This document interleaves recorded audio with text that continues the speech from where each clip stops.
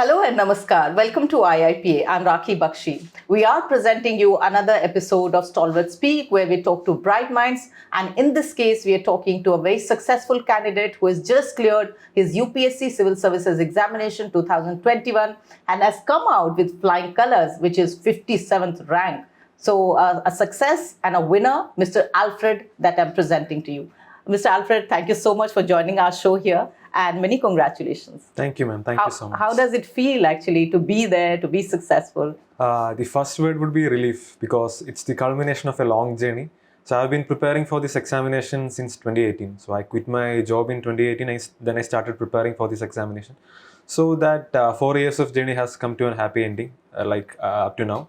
So it's a moment of relief. And apart from that, it's a moment where we feel proud as well because we are getting an opportunity to serve the nation. We are getting an opportunity to become a part of a career which gives ample opportunities to serve the people and to have a lot of responsibilities. So it's a proud moment as well. So you're right now in Indian Postal Services. How do you prepare? I mean, you are already in a job and then you have to prepare for another examination. So how does one prepare in that sense? I joined Indian Postal Service in last March only. So I was done with my mains before that. So the main part was interview preparation. So that I did with my job in Indian Postal Service. So the best thing we can do is that make use of the resources we had. So we had quite a few people who were appearing for interview this year. So we resorted to group studies, group discussions and peer mock interviews. So we efficiently made use of the resources we had. Oh, that's maximizing your own resources, even time management, I think. Yes. So this was your first attempt? No, this was my third attempt. Okay. In my second attempt, I got into Indian Postal Service. Okay. And in my third attempt, I got this. And what options, subjects you had? I mean, what did you study? It was geography. And how do you really decide? I mean, based on your own interest, and how do you really decide? How should one decide actually one subject? My graduation subject was computer science, but that was not available in the list of optional subjects. So I had to start something new, something fresh. So I shortlisted few subjects. Then the first thing we should look for while choosing the optional is the interest we should have. Because we'll be spending some 2-3 years with that subject. And we have to study it in a degree level, a honors degree level. So we should have some sort of interest. Then only we can sustain in this long preparation journey. So the first filter we can say I applied was interest, my interest. The second thing is we need certain guidance. So I did my full preparation from Kerala. So there we had a good faculty available. Then we had a good peer group. So I went for that as well. So you can go for your interest and then you can go for the guidance facility available and all. When should one actually decide and start focusing on one's goal? For example, if one is aspiring to be in UPSC Civil Services, then when should one start thinking, preparing? What is that time that one should look at? It might be different for different people. In my case, during childhood, we see movies and all, we see IAS officers, IPS officers, we'll have that little passion towards this career. But it is not a mature decision. I came to this mature decision, the decision to appear for this examination during my college days only. So initially I thought I'll take a professional degree and I'll settle in an IT field. But the exposure which we get during our college days and the kind of opportunities which this career presents. So I decided to take up this career and I took this decision during my college days. But I started preparation after completing my college because college days we should enjoy it there. So if we devote some times here and there, we may miss out on something. So we can start after college and it's doable if we start after college days also. If I have to speak on behalf of many young people, one of the things and the challenge would be how to concentrate, how to motivate oneself, and how to create one's own structure of study. So what would you say? The first thing is to understand what are the distractions are because at present we have many avenues which could distract us. So at present identify the distractions and keep them away. So that's the first thing to concentrate. Second thing is to understand the exam because in the case of UPSC we have a proper syllabus, we have previous year questions available. So we have to make use of that thing efficiently. So we have to understand the demand of the examination and start studying. Most of the times what happens is that even it happened with me as well in my first attempt, we do not understand the demand of the examination. We started studying something And at present, we have like many contents available in like digital arena with the internet and all. So we start running behind the contents. So first thing is to understand the demand of the examination and sort out what contents you are going to refer and stick to that. The another strategy which I kept was I used to keep my content like the source minimum, and I used to revise more. So in that way, it helped me to have a like clear cut perspective about this examination, and my basics was clear. So that's the first thing. Understanding the demand of the examination would be the main thing. Somebody would say, oh, if you study 18 hours a day, that works. Somebody would say, break it into sessions. What would you say, that how did you prepare, or how should one prepare? Is it long stretched hour, or it is very methodical strategic planning of study? We need to put in hours for this examination. In my case, I used to put in like around 8 hours per day. I never used to like push more than that most often, because it's a long process. If we go for like some 12, 13 hours every day, we'll get exhausted, we'll get burned out. So like keeping it to 8 to 9 hours per day is the ideal thing. And then the rest of the time, we need to devote it to like other things as well, like whatever hobbies we have, whatever passions we have. Like we can go for playing football or watching movies. So that balancing part is important, because in this long journey, we need to like keep in mind our physical health as well as our mental health. So that balance, ideal balance, we should be keeping. Well, that's very well said. Mental health and physical health both should be balanced, and that's a good message for some of the young people who are aspiring also for this kind of a career. But tell us also about some of the references, study material that one should look at, or you studied.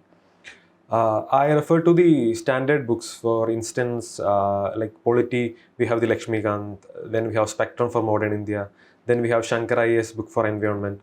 Apart from that, I made use of internet. Like I used to go for clear content, and I used to make my own note from internet. So that personalized touch was there with my content. So I knew what was there. So that was one strategy which I referred to. Like more than 50% of my notes were self-made. So we should make use of the content available in the internet in a smart way.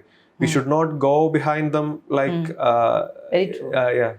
In that manner. But and that same goes for social media also, because it is a reality. It's in front of us, but how to smartly use it, that's what you would say. Yeah, social media also, as I say, it's a double-edged sword. Like for a UPSC aspirant, it can act as a distraction and it can boost one's performance as well. For instance, most of us will be like right after from college, our friends and our peer groups, they'll be having a settled career. And at the same time, what we are doing, we'll be referring to the NCERTs of like, we have to start from 6th standard NCERT. While our peer group will be having a settled career, we'll be still referring to the NCERT books, we'll be reading basic things. So that creates a like kind of inferiority complex in us. It's quite natural.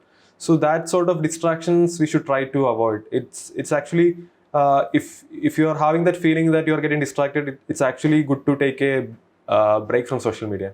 And apart from that, how to use social media for good purpose, I used to refer to Twitter. We can refer the ministry handles and the handles of international organizations such as UNEP and all. And we'll get good contents from that for this examination. We'll get like wider perspectives, good knowledge from that. So in that way, we can use social media to feed into our knowledge. So it's a double-edged sword. So use it smartly, as you say. Use it smartly. So another question would be that how does one differently prepare for preliminary examination, for mains, and then for interview? What would you say?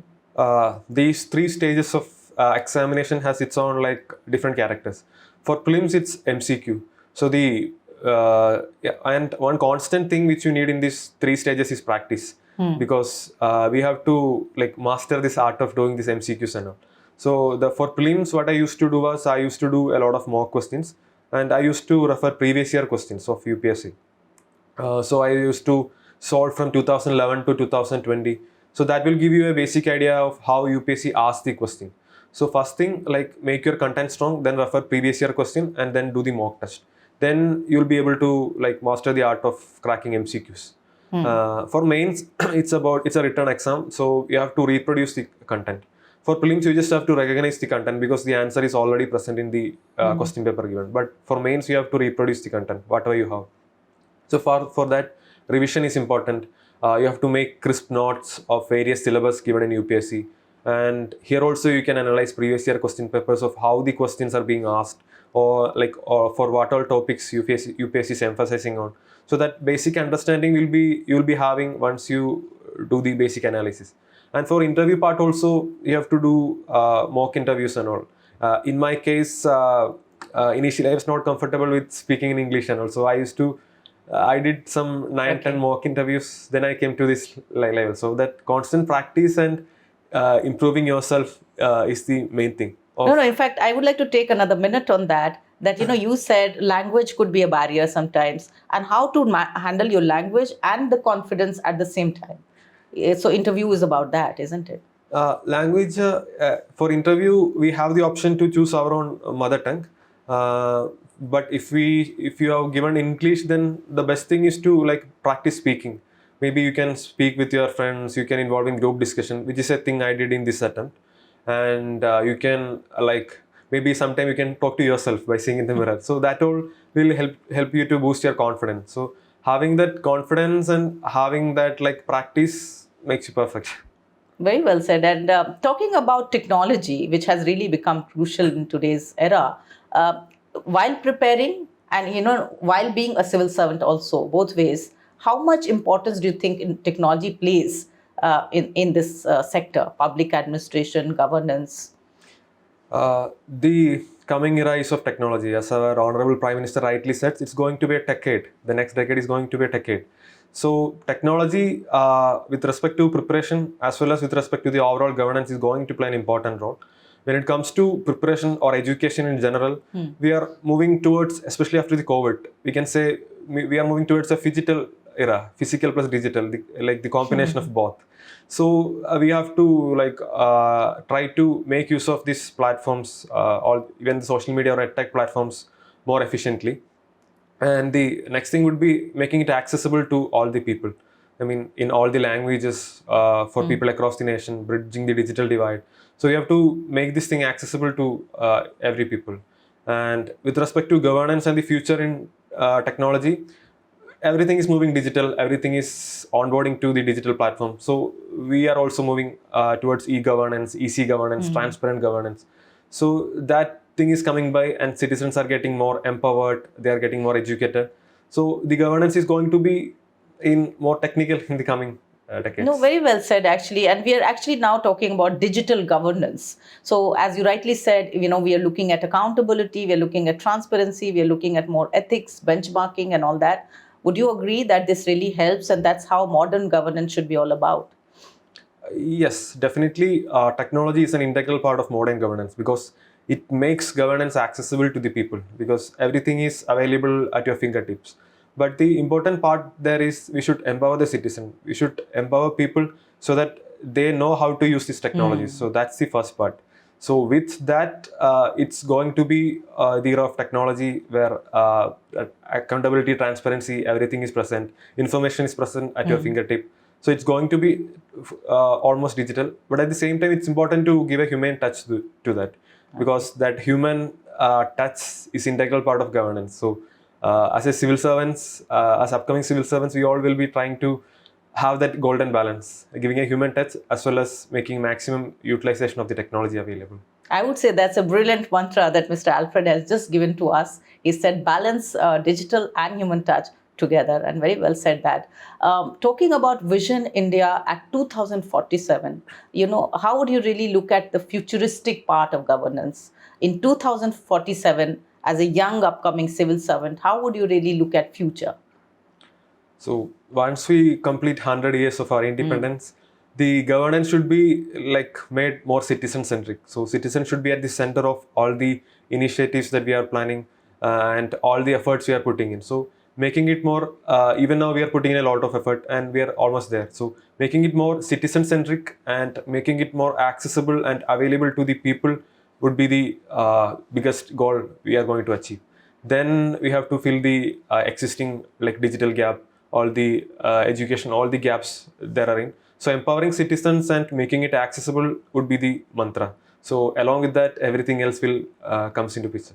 One thing which I'll talk about, so anyone who prepares and anyone who also then gets successful, and as we are saying, upcoming civil servants, would really look at some of the challenges which are faced also. So as you talked about, the mental balance, the mental strength, how does one prepare oneself to handle maybe some very unknown kind of situations? I mean, we recently handled pandemic. So how does one prepare oneself, for challenges? So in UPSC, we have a paper called General Studies 4. So in that, we study the concept called emotional intelligence, like understanding one's own emotion and the emotion of others. Often we are clear with the theory, but like putting it into the practical thing is the main thing there, because as an administrator or like as a person who is responsible for many things, you'll be coming across different situations. You'll be in a scenario where you'll have to understand the emotion of others, and you will be going to something, and at the same time you will have to do some other jobs. So that proper understanding of one's emotion is the like biggest thing, because you need to know yourself to be a good leader or to become a good administrator. So understanding yourself would be the first step. Then we need to think from the perspective of other people. Like we need to be in their shoes. We need to have that like quality of thinking from other person perspective also. Then we can understand the problems in a more meaningful manner or a more detailed manner. So understanding from other person's point of view is another step which we can do. And the third thing would be like one thing we aspire for is to have a good work-life balance, because that will keep you have a good mental health in long run, because you should not get exhausted or burned out. So having a good work-life balance would be also important in the coming years. So, one would also ask whether how much of coaching helps, how much of, let's say, we're sitting in a library, how much of library work helps, study helps, or maybe talking to some of the seniors, the experienced civil servants or some seniors who offer guidance of any kind. What would you say? All of these things played a role in my success, because I took my coaching from Trivandrum in Kerala. So if you do not have any background, or if you do not have like any close relatives who can refer you, it's definitely good to take coaching, because you'll get an idea of the demand about this examination. Especially if you're starting fresh from college, after college, you do not have much idea of this examination. So it will give you an initial like step into this examination. So you'll be knowing how to prepare, what to prepare, and you'll be also getting a peer group if you go for some coaching institute and all. But apart from that, then it's all about the effort we put in, because self-study and self-introspection are some of the important things to crack this examination. Once you get the coaching, once you have a proper understanding, then like start doing it by yourself. Like go through the previous year question papers, analyze the syllabus, then try solving question and all. Then understand like where you are lacking, what are your weaknesses, then work on it. In my case, I couldn't clear mains in my first attempt, so I knew I had to put in a lot of efforts there. So I tried to rectify those mistakes in my like last two attempts, and like I could clear it. So understanding your mistakes and working on it is a thing which you can do. So in that, coaching centers have a limitation where they can play. So that effort you only have to put in. And with regard to seeking guidance from seniors, it definitely helps, because they'll be someone who have gone through this phase multiple times. So their inputs would be valuable. We often say it's better to learn from other person's mistakes than to learn from our own mistakes. So having a proper conversation with senior aspirants or those who have already cracked this examination will definitely help. And what about motivating oneself? How does one keep oneself motivated? Because, you're studying long hours, you're focusing, you're concentrating. It could sometimes become very routine and mundane. So how do you really enthuse yourself, keep yourself motivated? Yes. It's very rightly said, because we all have been through that phase where we feel like very low, because it's a long exam. Once we start prelims in June, and it will be almost 1 year when you get to know the final result. So that long journey is kind of exhausting. But like to keep motivate yourself, the first thing you should have clarity, like why did you decide to appear for this examination? So that clarity of thought regarding why do you want to become a civil servant, that definitely helps, because that will keep you going to clear this examination. The second thing is as I told, is have that balance. You should not be like too much intelligent studies for like long hours continuously. Definitely you have to study for like 8+ hours every day, but you need to find time for doing other things as well, things you love. and you should try to find a good aspirant community where you can share your like sorrows and everything. Usually we say in Kerala, like only one aspirant can understand the like difficulties of other aspirant. So you should have that community of people who you can share things with. So that's an important thing. The third thing is like how constant improvement. You need to work upon your weakness, then show constant improvement. Then you will be self-motivated. Like you will be have that mindset that yes, I'm going in the correct path. I'm improving. So having that right path and improving yourself, it's also important. So what is your desire, dream, target, and goal, Mr. Alfred? I mean, what are you looking forward to now? After the training, like I should get to know which cadre I'm getting, and definitely I have some like ideas and wishes in my mind. So especially with respect to social sector, like women empowerment and all. Apart from that, another thing I keep close to my mind is like development of the football sports ecosystem. So that will be also, I'll be working on that as well, because that's a thing which I keep close to my mind. Also because there is this expectation or responsibility that I'm sure that you understand is about how to serve the nation the best way, because here you're handling administration, but at the same time you have a mantle to be be like an icon, be like an idol for others. So what would you say?